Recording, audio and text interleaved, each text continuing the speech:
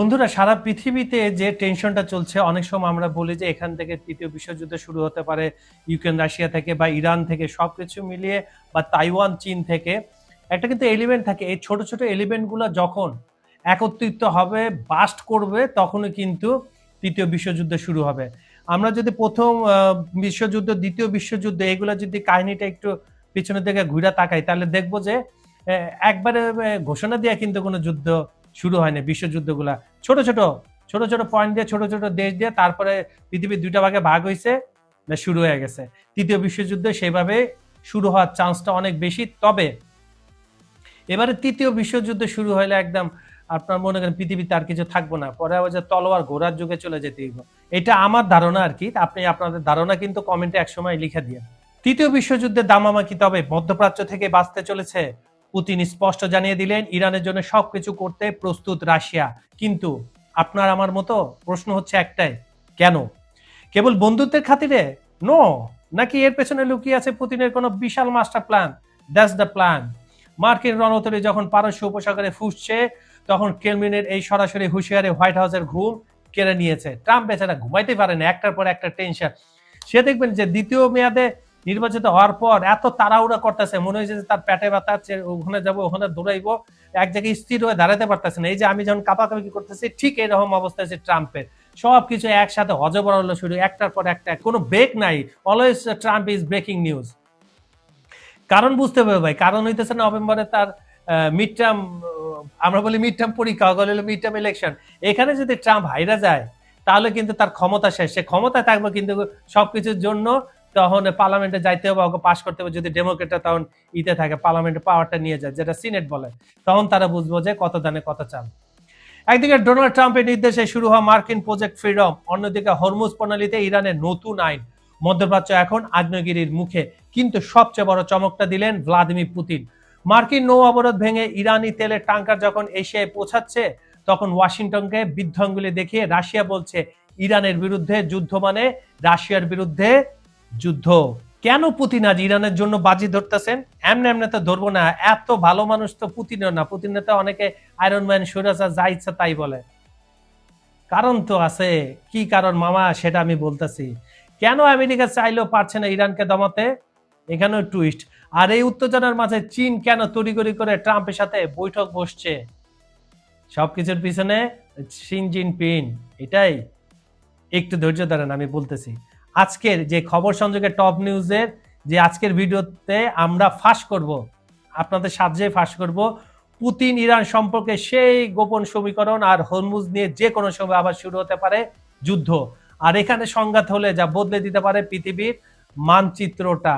জানতে হলে একটু দয়া করে আমগুলোকে শেষ পর্যন্ত থাকুন, ভিডিওটা মজা পাইবেন।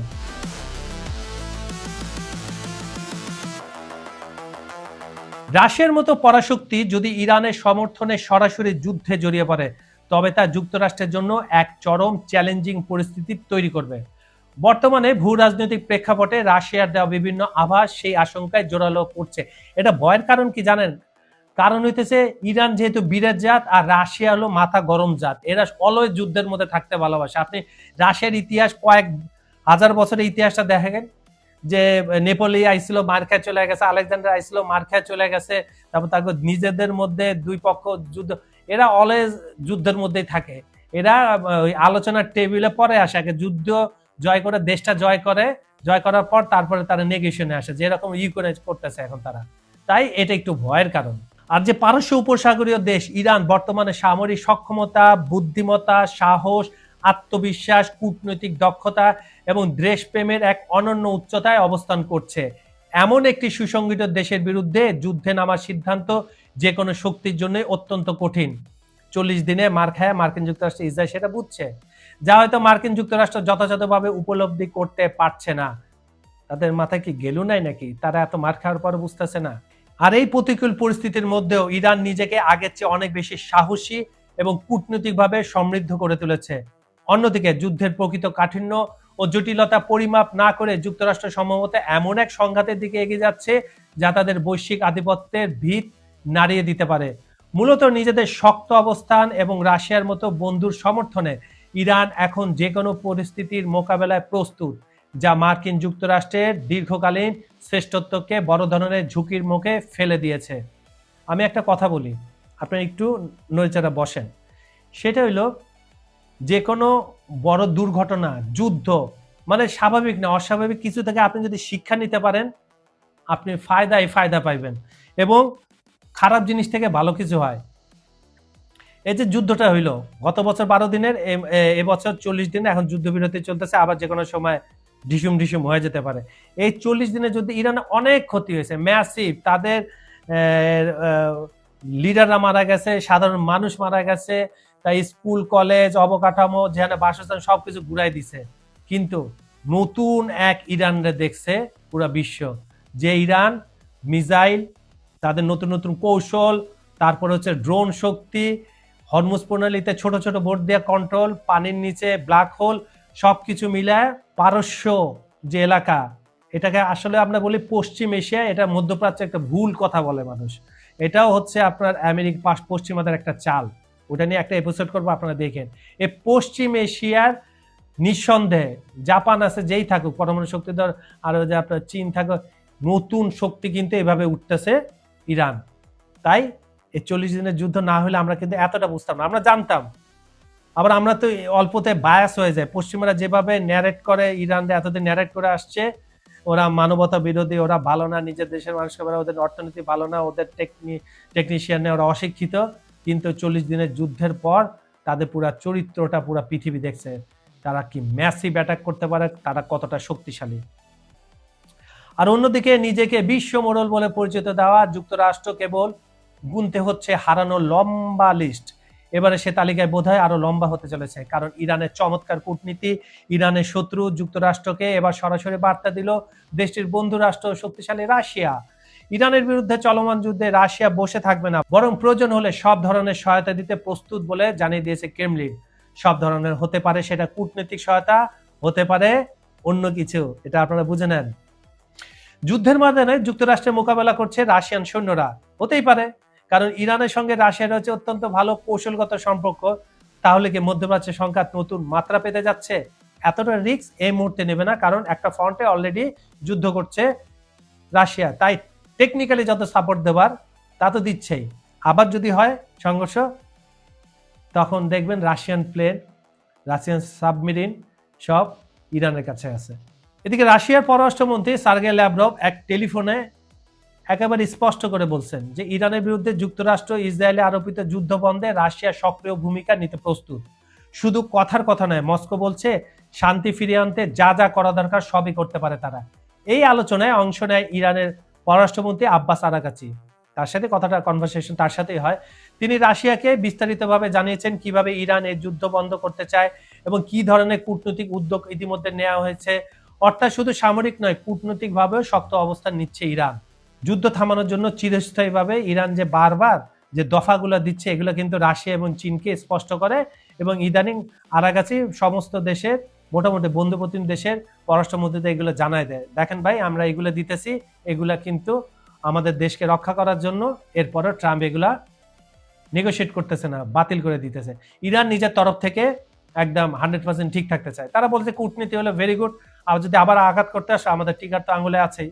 এদিকে আবার রাশিয়ার পররাষ্ট্রমন্ত্রী ল্যাভরভ মনে করে দিয়েছেন ইরানের উপর আবার যে কোনো সামরিক আগ্রাসনের বিরুদ্ধে রাশিয়ার অবস্থান বরাবরই কঠোর থাকবে। তার ভাষায় এই সংঘাত শুধু একটি দেশের বিরুদ্ধে নয়, এটি পুরো অঞ্চলের স্থিতিশীলতার জন্য হুমকি। এমনকি অনেকেই বলছে ইরানের উপরে আবার হামলা হলে সেটা রাশিয়ার উপরে হামলা বলে বিবেচনা করবে ক্রেমলিন।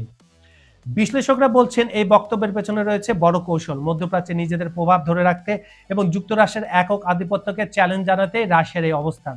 বিশেষ করে যখন ইরান যুক্তরাষ্ট্র উত্তেজনা তুঙ্গে, তখন রাশিয়ার এই বার্তা পরিস্থিতিকে আরো জটিল করে তুলতে পারে। এদিকে আন্তর্জাতিক অঙ্গনে শুরু হয়েছে নতুন হিসেব নিকেশ। যদি রাশিয়া সত্যি যুদ্ধে ইরানের পাশে দাঁড়ায় ফিজিক্যালি, তাহলে সংঘাত কি সীমিত থাকবে, নাকি এটি রূপ নেবে বড় কোনো আঞ্চলিক অথবা বৈশ্বিক সংকটে বিশাল আকার ধারণ করবে? কারণ যেখানে শক্তিমান রুশ প্রেসিডেন্ট ভ্লাদিমির পুতিন নিজে জানিয়েছেন ইরানের পাশেই আছে রাশিয়া, সেখানে ভয়টা বেশি। সাম্প্রতিক এক গুরুত্বপূর্ণ বৈঠকে রাশিয়ার প্রেসিডেন্ট পুতিন স্পষ্ট ভাষায় জানিয়ে দিয়েছেন তেহরানের সঙ্গে মস্কোর যে বিশেষ কূটনৈতিক ও কৌশলগত অংশীদারিত্ব রয়েছে তা কোনোভাবে দুর্বল হবে না, বরং ভবিষ্যতে সম্পর্ক আরও দৃঢ় হবে। পুতিন এটিকে রাশিয়ার জন্য অত্যন্ত গুরুত্বপূর্ণ বলে উল্লেখ করেন। এবারে তারই ধারাবাহিকতায় রাশিয়ার পররাষ্ট্রমন্ত্রীও জানিয়ে দিলেন ইরানের জন্য যে কোনো কিছু করতে প্রস্তুত রাশিয়া। রাশিয়ার এই সব কিছু করার ঘোষণা কি কেবল সতর্কবার্তা নাকি সম্ভাব্য কোনো বড় পদক্ষেপের ইঙ্গিত? উত্তর খুঁজছে মার্কিন যুক্তরাষ্ট্র সহ সারা বিশ্ব, আর সেই উত্তরের উপর নির্ভর করছে মধ্যপ্রাচ্যের ভবিষ্যৎ। সংযুক্ত আরব আমিরাতের ফুয়েরা থেকে ৭৮ নটিক্যাল মাইল উত্তরে একটি বাণিজ্যিক ট্যাঙ্কারে অজ্ঞাত কি দ্বারা প্রজেক্টেক্স দ্বারা আক্রান্ত হয়েছে। যদিও ব্রিটিশ মেরিটাইম ট্রেড অপারেশন জানিয়েছে যে সকল ক্রু সদস্য নিরাপদ আছেন, তবে এই ঘটনা এই অঞ্চলের অস্থিরতাকে নতুন মাত্রা দিয়েছে। এর কয়েক ঘন্টা পরে মার্কিন সেন্ট্রাল কমান্ড প্রজেক্ট ফ্রিডম চালুর ঘোষণা দেয়। প্রেসিডেন্ট ডোনাল্ড ট্রাম্পের নির্দেশনায় পরিচালিত এই মিশনে প্রায় ১৫,০০০ সেনা সদস্য, ১০০টির বেশি বিমান এবং গাইডেড মিসাইল ডেস্ট্রয়ার অংশ নেবে। অ্যাডমিরাল ব্র্যাড কুপার জানিয়েছেন, বিশ্ব অর্থনীতির জন্য গুরুত্বপূর্ণ এই রুটটি সচল রাখাই তাদের মূল লক্ষ্য। মনে আছে কয়েকদিন আগে ইউএই কে সাবধান করে দিয়েছিল সৌদি আরবের মাধ্যমে কে ইরান, যে তোমরা যদি মার্কিন যুক্তরাষ্ট্রের আবার ঘাঁটি করো প্লাস হচ্ছে ইসরায়েল থেকে সাহায্য নাও, তাহলে তোমাদের খবর আছে।